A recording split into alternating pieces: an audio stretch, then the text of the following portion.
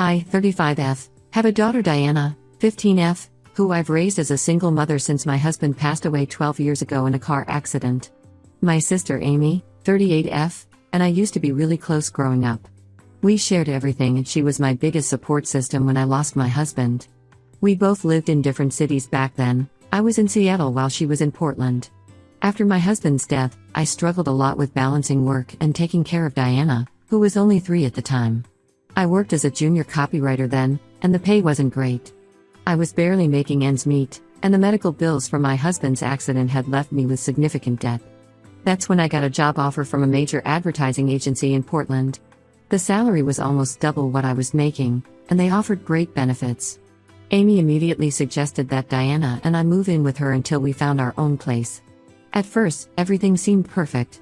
Amy had a spare bedroom in her apartment, and she helped us settle into our new life. She would watch Diana when I had to work late, which happened quite often during the first few months as I was trying to prove myself at the new job. Amy was great with Diana. She would read her bedtime stories, take her to the park, and even started teaching her how to bake cookies. Diana absolutely adored her aunt, and I was grateful for the help. After about 6 months, I had saved enough for a security deposit and first month's rent on a small 2-bedroom apartment. It was just 10 minutes from Amy's place, and she insisted on us staying close by. That's when I started noticing small changes in her behavior. She would show up unannounced at our apartment, claiming she missed Diana. She started buying expensive toys and clothes for Diana without consulting me first. When I tried to reimburse her, she would get offended and say that she had the right to spoil her niece. Things started getting really weird when Diana started school. Amy insisted on being listed as an emergency contact, which I agreed to since she lived closer to the school than my workplace. But then she started attending parent-teacher conferences without telling me, claiming she was just trying to help since I was busy with work. She would make decisions about Diana's after-school activities without consulting me. When Diana was 7, she enrolled her in dance classes without even asking me. The classes were expensive, and when I told Amy I couldn't afford them, she offered to pay. I felt guilty about depriving Diana of opportunities, so I reluctantly agreed. As Diana grew older, Amy's behavior became more concerning. She would post pictures of Diana on social media with captions like "my baby girl" or "mother-daughter day out." When people would comment about how similar they looked, Amy would just heart the comments instead of correcting them. She started planning all of Diana's birthday parties, school shopping trips, and even took her for her first haircut without telling me. I tried to talk to her about boundaries several times, but she would always turn it around on me. She would say things like, "Well, someone needs to be there for these moments," or "I'm just trying to give her the attention you're too busy to give." It made me feel horrible, but I was working hard to provide a good life for Diana. I had managed to pay off all our debts and even started a college fund for her. The breaking point came last week during Diana's 15th birthday party. Amy had insisted on hosting it at her house, saying her place was bigger and better suited for a teenager's party. I agreed because Diana seemed excited about it. During the party, Amy had created a slideshow of Diana's pictures through the years. At first, it seemed sweet, but then I noticed something odd. Most of the pictures were of just Amy and Diana from dance recitals, school events, and vacations. There were hardly any pictures of me with Diana. When it was time for the cake, Amy gathered everyone around and started giving a speech. She talked about how proud she was of her girl and how she had practically raised Diana while I was absent due to work. She showed everyone a photo album she had made, taking credit for all of Diana's achievements and milestones.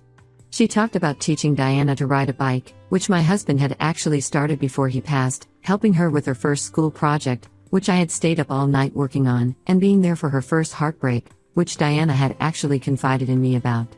I sat there feeling humiliated as Amy painted a picture of me as an absent mother who had prioritized her career over her child. Some of the other parents were giving me sympathetic looks, which made it even worse. Diana looked uncomfortable but didn't say anything, probably trying to avoid making a scene. After the guests left, I confronted Amy in her kitchen. I told her she had no right to undermine my role as Diana's mother and that while I appreciated her help over the years, she had crossed a line. She got defensive and said that she had done more for Diana than I had, and that Diana probably saw her more as a mother figure than me. She said I should be grateful that she had stepped in when I was too busy chasing a career to be a proper mother. She brought up every time she had helped with homework, attended school events, or taken care of Diana when she was sick. She conveniently forgot to mention that many of those times, she had insisted on helping even when I had said I could handle it. She acted like she had sacrificed everything for us, when in reality, she had been slowly trying to take over my role as Diana's mother. That was when I lost it. I told her that being an aunt who helped out didn't make her a mother, and that she needed to stop trying to rewrite history. She started crying and called me ungrateful, saying that Diana would hate me for keeping her away from the only stable parent figure she's ever had. That comment hurt more than anything else because it felt like she was dismissing not only my efforts as a mother but also my husband's memory. I called Diana, who was in the backyard with some friends who had stayed behind, and told her we were leaving. In the car, Diana asked me if we would ever see Aunt Amy again. I didn't know how to answer her. Since then, Amy has been calling and texting nonstop, saying I'm overreacting. She's even gotten our parents involved, who are taking her side. They keep saying I should be thankful that Diana had a second mother while growing up. But I don't see it that way. I worked hard to provide for my daughter, and yes, sometimes I had to work late, but I was always there for her important moments. I never asked Amy to be a replacement mother, just a supportive aunt. I've blocked Amy's number, but she keeps trying to contact Diana directly. I don't know if I'm doing the right thing by cutting her off completely, but I can't let her continue to undermine my role as Diana's mother. Ida? Update 1: The situation with Amy has gotten much worse than I could have imagined. After I cut contact with her, she's turned our entire family against me by spreading horrible lies about my parenting abilities. The amount of damage she's managed to do in just 2 weeks is shocking. At first, she started with subtle comments in our family group chat about how worried she was about Diana's well-being now that she couldn't keep an eye on things. When family members asked what she meant, she began sharing stories about how Diana would supposedly come to her house hungry and poorly dressed when she was younger. According to her, there were times when Diana would show up at her doorstep in the middle of winter wearing clothes that were too small or inappropriate for the weather because I was too busy working to notice. This is absolutely false.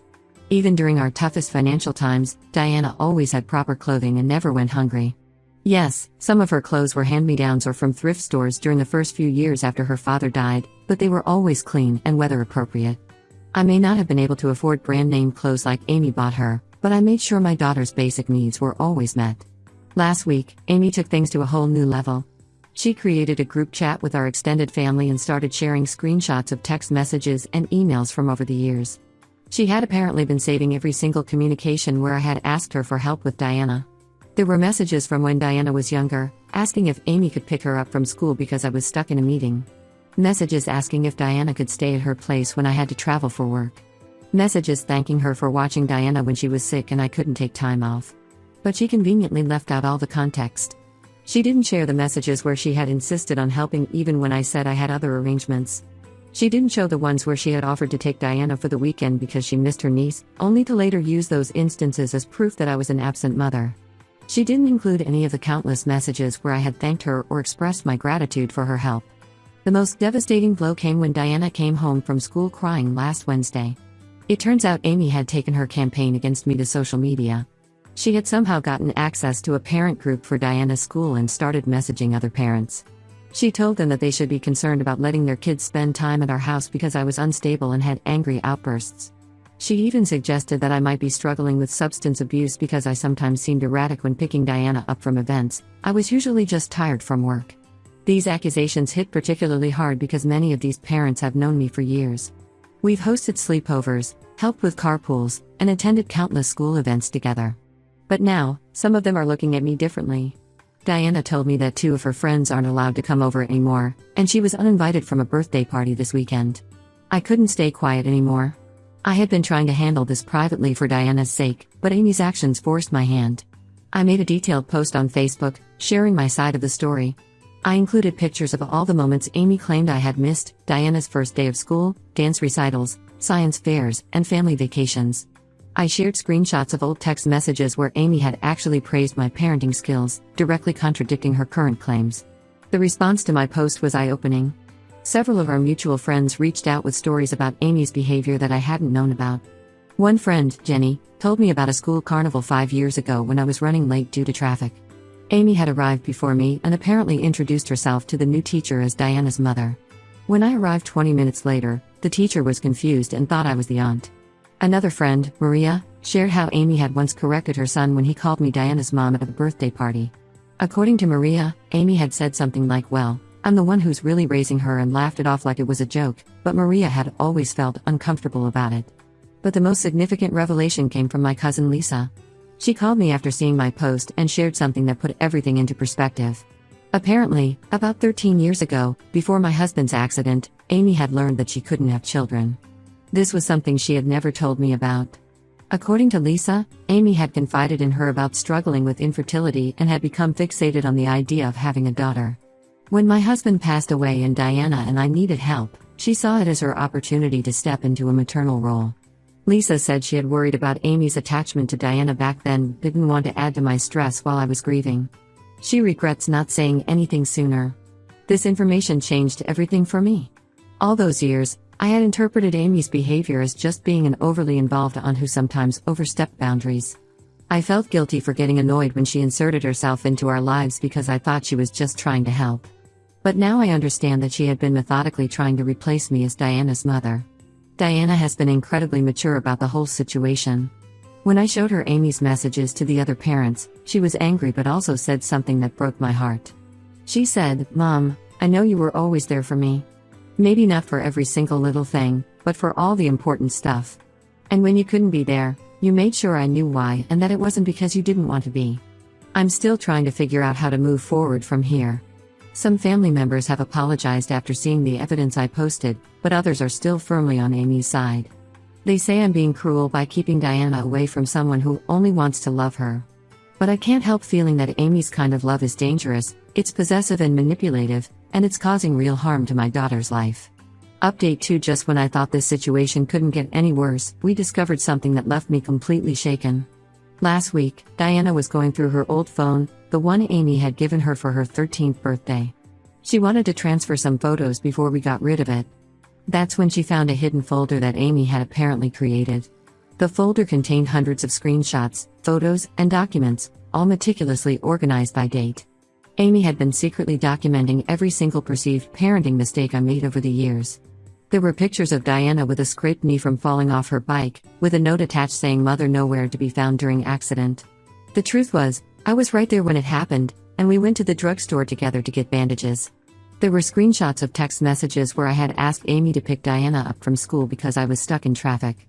She had added notes like "third time this month, pattern of neglect." She had photos of our house from times she had visited, focusing on unwashed dishes in the sink or unfolded laundry on the couch, things that are normal in any busy household but that she had documented as evidence of an unfit living environment. But what really made my blood run cold was finding legal documents in the folder. Amy had been consulting with a lawyer about potentially filing for custody of Diana. The documents were from 3 years ago, and while she never went through with it, the fact that she had even considered it was devastating. The lawyer had apparently advised her that she didn't have a strong case without evidence of serious neglect or abuse, which explained why she had been so obsessed with documenting everything. When Diana showed me these screenshots, she also confessed something she had been keeping secret for years. Apparently, Amy had been having regular private conversations with her, telling her things like "you know you can always come live with me if things get too hard with your mom," or "I know your mom tries, but some women just aren't cut out to be mothers." She had even set up a fully furnished bedroom in her house specifically for Diana, telling her it was her real room whenever she wanted it. Amy had also been recording our phone conversations without my knowledge. I found audio files where she had recorded me venting about normal parenting struggles, like when Diana was going through a difficult phase in middle school, or when I was stressed about balancing work deadlines with her school activities. These normal moments of parental frustration had been saved as potential evidence of my instability. What hurt the most was finding a draft of a letter Amy had written to Diana's school counselor 3 years ago. In it, she expressed concerns about my parenting and suggested that Diana might be better off living with her. She never sent the letter, but the fact that she wrote it shows how long she had been planning to try to take Diana away from me. Diana was understandably upset about finding all of this. She said she had always felt uncomfortable about how Amy would try to turn their private conversations toward criticizing me, but she hadn't wanted to cause problems in the family. She'd also admitted that there were times when she was younger when Amy's words had made her question whether I really cared about her as much as Amy did. This broke my heart because I had always tried to make sure Diana knew she was my top priority, even when work kept me busy. The most recent documents in the folder were from just 2 months ago, right before Diana's birthday party. There were notes about consulting with a different lawyer about grandparents' rights, even though she's an aunt, not a grandparent, and research about ways to prove parental alienation. It seems she was already planning her next move before I discovered what was happening at the birthday party. I've taken all of this evidence to my own lawyer. While Amy never actually filed for custody, the fact that she was building a case against me and manipulating my daughter is deeply disturbing. The lawyer advised me to document everything and get a restraining order, especially given how Amy has been trying to damage my reputation in the community. Diana is angry and hurt, feeling like she was used as a pawn in Amy's game. She asked me to block Amy's number on her phone and all her social media accounts. She says she doesn't want anything to do with her aunt anymore, which is sadly for the best given how manipulative Amy has been. Some family members who were previously defending Amy have changed their tune after seeing these documents. Even our parents, who had been firmly on Amy's side, are now starting to question her behavior. But honestly, at this point, I don't care about changing anyone's mind anymore. My focus is on protecting my daughter and helping her process this betrayal. Update 3: After everything that happened, Diana and I decided to make some major changes in our lives. We moved to Boston where my late husband's family lives. They've been incredibly supportive throughout this whole ordeal, and honestly, they're the only real family we need right now. My mother-in-law actually helped us find a nice house in a good school district, and my husband's brother helped Diana get into a great performing arts program at her new school since she loves dancing. The move wasn't easy, especially for Diana who had to leave her friends behind. But after Amy's attempts to poison her social circle at our old school, we both agreed a fresh start would be good for us. What really sealed the deal was when we found out that Amy had been driving by our old house multiple times a day. Our neighbor told us she would park across the street and just sit there, sometimes for hours. It was creepy and made us feel unsafe in our own home. Amy hasn't given up trying to contact us, though she's gotten more creative about it. Last month, she created 5 different fake Instagram accounts to try to follow Diana. She used photos of random teenagers as profile pictures and pretended to be students from Diana's old school trying to reconnect.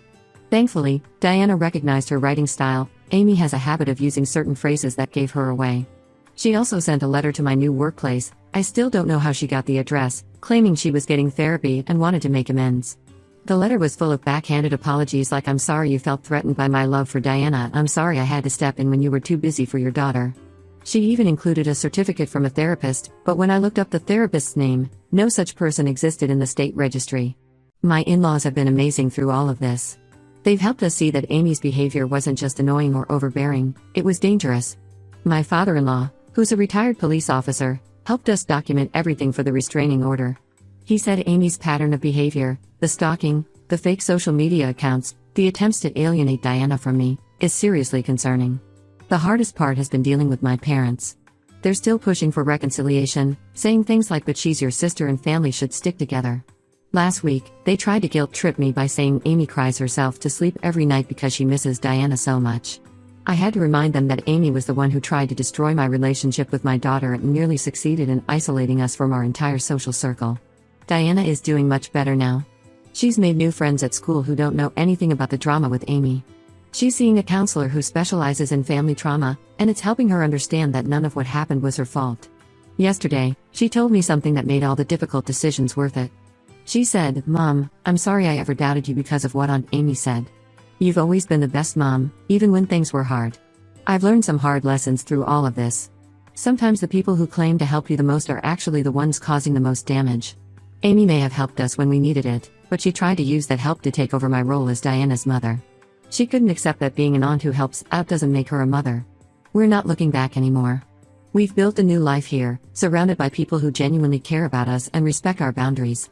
The restraining order is in place, and if Amy tries to contact us again, there will be legal consequences. Some might think I'm being harsh, but after everything she's done, I have to put my daughter's well-being first. Amy made her choices, and now she has to live with the consequences.